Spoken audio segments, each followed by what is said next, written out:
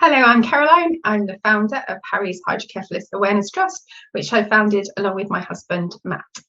And I'm Non, a friend of the family who is a trustee for the charity, and I do the research engagement work with families. So I'm Harry's mum, most importantly, and we founded Harry's Hydrocephalus Awareness Trust, which is known as Harry's Hat, in 2018. We became a registered charity in 2019.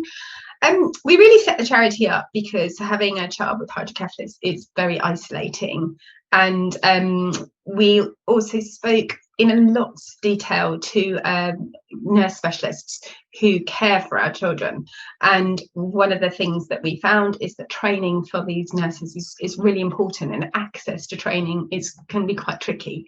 So the aim of the charity is to raise awareness of paediatric hydrocephalus, because as a mum I'd never heard of it, to fund frontline workers to learn more about the condition, and so ultimately improve patient care, and to signpost and connect families affected by it, because it can be incredibly isolating. A little bit about me. I'm a mum of four. Harry is my fourth child, and he was diagnosed with the condition in 2017. He was picked up when I was 36 weeks pregnant by a routine scan. The pregnancy was going really well up until that point. They didn't even know what they were looking at when they saw his head on the scan. There was just a massive void where part of his brain should be. Eventually they found out that what he had was an arachnoid cyst, and later that arachnoid cyst caused hydrocephalus. But from our point of view, the condition was picked up very, very early, and so Harry was monitored. And as soon as his head started to grow, they shunted him, which was to put a shunt into his brain to drain the fluid from his brain in Harry's case, into his abdomen. And that ultimately is what keeps him alive and here with us today. Being a mum of a child with hydrocephalus is very isolating. It can be a hidden condition. To look at Harry, he looks a bit like a Bowden model, you wouldn't have a clue. But we live under this sort of cloud, really, that a shunt could block in any time, and he needs very urgent medical treatment. So talking to other families can be really helpful. One of the things that we're really passionate about is that many new parents, me included, didn't really know what the signs of hydrocephalus are, let alone have heard of it, despite the fact that it affects 1 in 770 babies will develop it. It's really important, in our opinion, that parents are aware of the signs and symptoms of hydrocephalus, so that early diagnosis can take place and the child can have the best possible outcome. And one of the ways of picking up hydrocephalus is through head circumference measurements in the first year of baby's life. I believe passionately that if parents knew why head circumference measurement is so important, they would make sure that that happened. So thanks, Caroline. Over to me. Just to qualify, actually, that this is a volunteer role as well, so with the research, so please bear with me. So we wanted to understand parents' experiences, awareness and understanding of hydrocephalus and head measurements, as Caroline said. And there are current clinical guidelines which say at birth and 6 to 8 weeks it should be measured. However, we would like to promote that it should be measured more often, for the reasons that Caroline suggested, so that early diagnosis and timely treatment is critical in treating hydrocephalus, and an unusually large head circumference and or rapid growth can be a sign. So the current WHO guidelines recommend that very rapid head growth and upper central crossing can be a sign of hydrocephalus and other neurological disorders. And importantly, a decade ago, it was a case that every time the health visitor called round, they'd measure the head and record it, but that's not happening at the moment. So we wanted to understand what is happening at the moment. And in March 22, Bounty kindly hosted an online survey on our behalf to gather some insights. We asked 10 closed questions, so yes, no, don't know, or prefer not to respond, and a free text question to allow for people to share their thoughts. We evaluated these questions using both descriptive statistics and thematic analysis to look at the qualitative responses. We received over 750 responses, which is great, all of whom had children aged under a year old. So we had a look at these responses. The first question we asked was your baby's head measured, and were you aware that it should be measured, and did you know why? And when you look at these stats here, fewer than 70% of, under 70% of parents reported that the baby's head was measured at birth and at the 6 to 8 week check, but only 18% of parents were told why this was important, and only half of them knew that it should be measured. And some of the comments we received around this was that I'm a health professional and I am unaware of my baby's head ever being measured. There's no record of it in the Red Book. Another parent told us that I had no understanding of why it was being measured. I just thought it was something professionals tracked. And another one said they didn't realize it was important until suddenly the measurement had jumped centiles. So moving on from this, how many of them were aware of hydrocephalus? How many of our new parents actually heard of it and understand what it is? Only 67% of parents had not heard of hydrocephalus, and 80% didn't know that measuring a baby's head can help detect it. And some of the feedback we received was, one parent told us, I only became aware of hydrocephalus when my son's friend was diagnosed, so much more needs to be done. Another parent whose head actually had a large head compared to other measurements, and was referred for scans, still hadn't heard of hydrocephalus until she completed our survey. And parents were thanking us for making them aware that this is important. And very much tied in with this is how often the health visitors see these children face to face, and what actually happens when the health visitor visits them. So we wanted to understand a little bit about this. Bear in mind that this survey would have occurred during COVID, during various lockdowns. Only 19% of our parents said that they saw a health visitor regularly, and only just about half of them said that when they did visit that their heads were measured regularly. Some of the feedback we heard there was, I'm not aware that my baby's head has ever been measured. I asked my health visitor, but was told that they don't do it anymore. Another parent commented they just don't see our health visitor regularly enough for head measurements to be made. So we asked parents, would they support an initiative? How did they feel about having more regular health visitor visits? And 94%, so overwhelmingly, they supported initiatives for health professionals to measure baby's head until their first birthday, and to enable this to have more face-to-face visits from their health visitor. And we also, as I said, left an open text box. Share with us anything you feel that we should know. And these are just a couple of examples. I was worried when my baby was around 12 weeks old, the shape of the head. Measured at 6 to 8 weeks, nothing was flagged up, but I felt as if I was being brushed off and I was making an issue about nothing.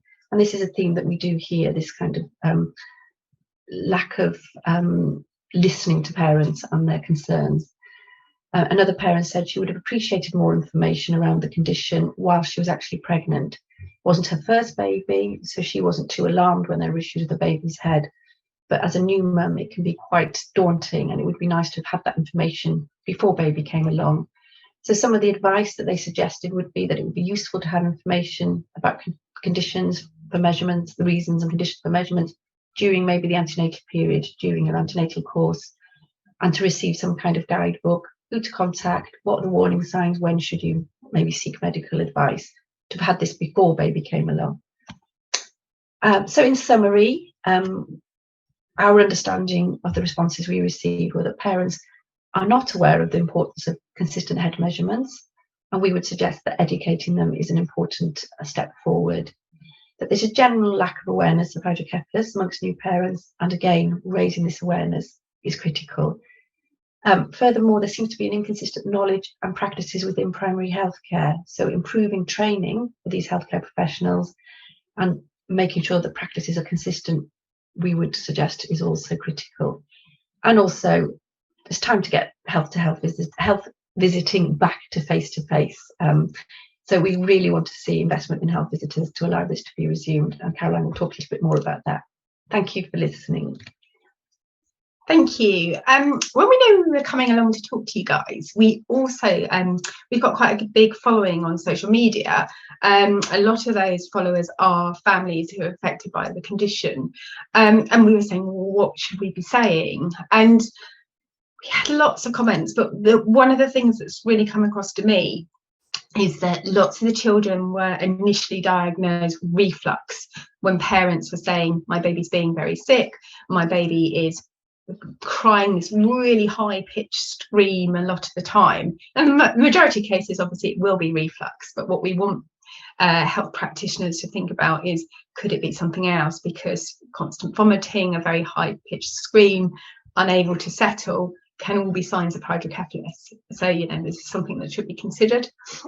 A lot of what we call ourselves hydro parents say that the ambulance service needs educating too. They're often surprised when technicians turn up and they don't know what the condition is, despite actually how common it is.